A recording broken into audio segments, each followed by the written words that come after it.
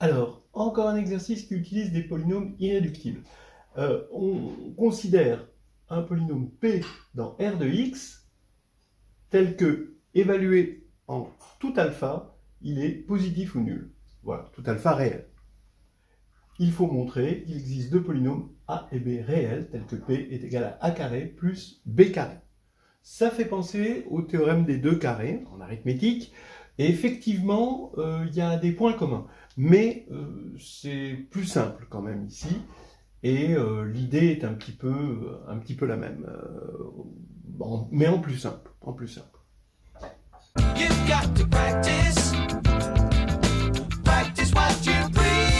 Donc voici une preuve qui utilise la décomposition en polynôme irréductible. Donc bon, je vais prendre P, je vais le supposer unitaire.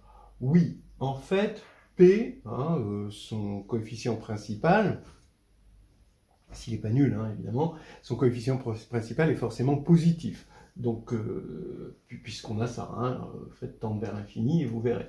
Donc, quitte à diviser par ce coefficient principal, on peut le supposer unitaire sans changer les conditions.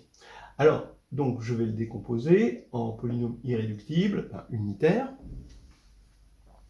Et voilà, et sur R, ces polynômes irréductibles réels, ils sont de deux formes, soit de degré 2 avec un discriminant strictement négatif, soit de degré 1. D'accord ? Et dans ce cas-là, unitaire, ça fait x moins ai.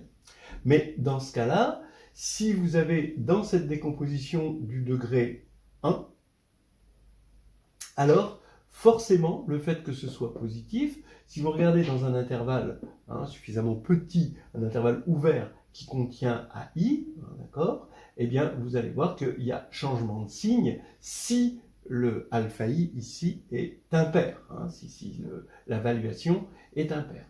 Donc, dans ce cas-là, la valuation alpha I va être paire.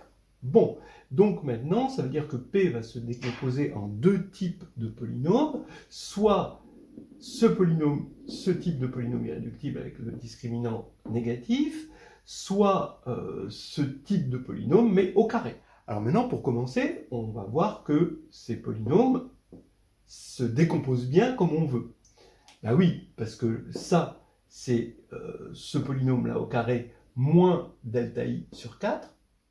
Oui, ça c'est la décomposition réduite du trinôme, il n'y a pas de problème.